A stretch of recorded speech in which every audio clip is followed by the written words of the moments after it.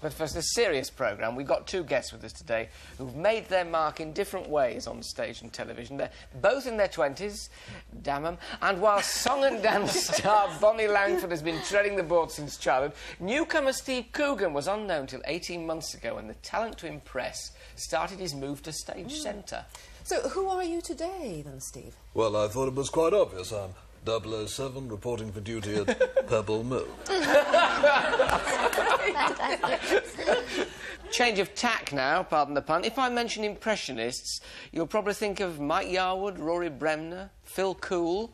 But our next guest, though not yet a household name, has been described by one television critic as the brightest and most gifted impressionist he's ever seen. Praise indeed. He's with us now, along with Prince Charles, Neil Kinnock, Donald Sinden, Sean Connery, to name but a few. Ladies and gentlemen, Steve Coogan.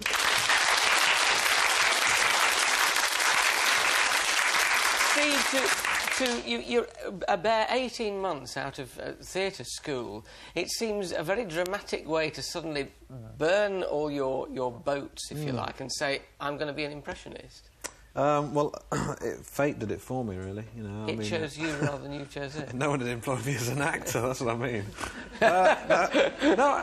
I set out to be an actor after drama school, but to get my equity card, as all actors have to, I went round a sort of limited cabaret circuit in Manchester, where I trained, doing impressions, because that was the way to get my ticket. And I thought, once I get my ticket, I'll give it up and I'll go into acting. But people started giving me work, and I had a few breaks on television, the odd sort of thing, and I realised, you know, I might as well do what I'm best at, you know. So you pursued it. Had you always done it then? I mean, were you doing it as a schoolboy? Yeah, I used to do it at school. I used to do housemasters and teachers. It was a good way of... we had a French master who would... he'd come in and he'd give the pupils an option. He'd say, either you can do French, you know, conjugating verbs or whatever, or we'll have Steve Coogan at the front doing impressions. And I didn't want to, you know, but then he'd say, I'd say, I don't really want to, and he'd say, OK, everyone, open your books, we're going to do some work, and then everyone else would say, get to the front and do some impressions. So you're a popular lad at school, obviously. For that reason only. Now, are you popular with the people you impress? I mean, I gather you've done Sean Connery in front of Sean Connery, or in a room where he's being present. In a room where he's been... yeah, I did a Prince's Trust thing where he was comparing, and they had to ask his permission, and he saw me do him, and but I didn't hang around to see what he thought of it. Maybe used his licence to kill on me. You see, you know that when you interview impressionists like this, that the audience also says, "Oh, go on, do your Sean Connery." So let's. Well, Sean Connery, you have to move your mouth to one side of your face, and lick your lips, and do things with your eyebrows. You know, no matter how hard he tries, you still can't get rid of the Edinburgh brogue. You know, it's a problem. You thought for going for Bond next time, you might be in with a chat. Yeah. You're quite a few of the voices on Spitting Image now. But I mean, politicians today strike me as being so much more colourless than they were sort of 5, even 10 years ago. Yeah, is that a problem? It is a problem. People are more bland these days. I mean, you know, with the pop stars like Jason Donovan and things, they're not as sort of colourful as they were a few years ago. And a lot of the colourful members of the cabinet, like Nigel Lawson, Leon Britton, Heseltine, they've gone or were kicked out. You know, and the thing is now you've got a lot of grey men. A lot of young sort of up-and-coming Tories, and they're sort of characterless in a way. John Major, you know, is this why on Spitting Image a lot more theatrical people have been brought in now, to give the voice artists something to do? Is that? Yeah, half your problem solved on Spitting Image because you've got a puppet doing it for you. Yeah. But it's not always the case that you've got to do an accurate impression. You have to embellish it or do something that suits the puppet. For example, Kenneth Clarke is.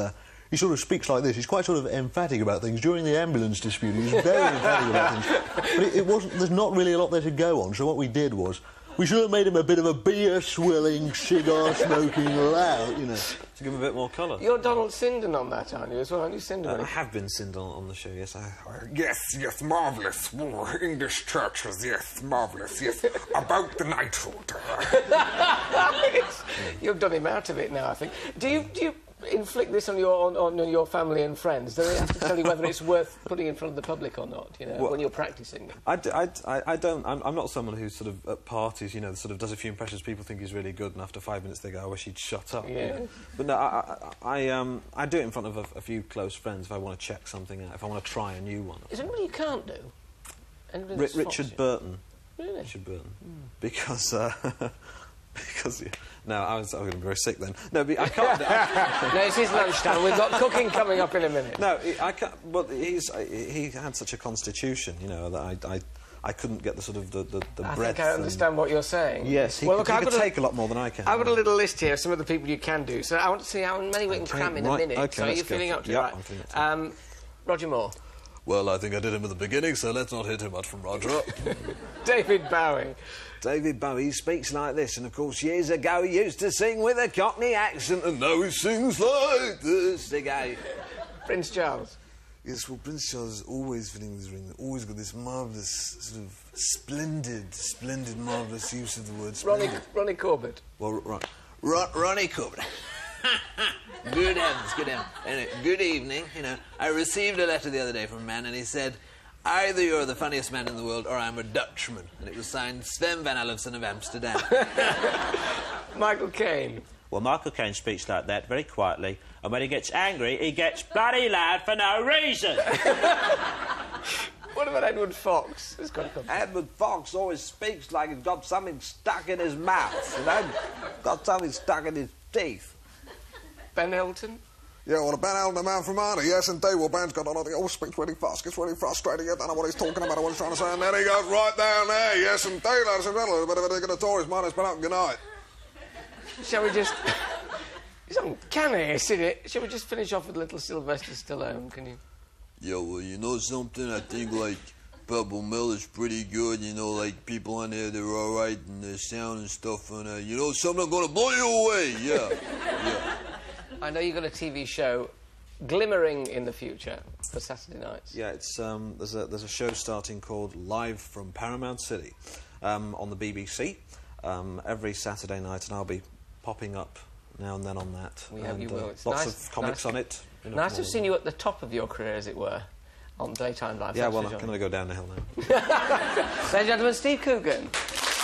Well done.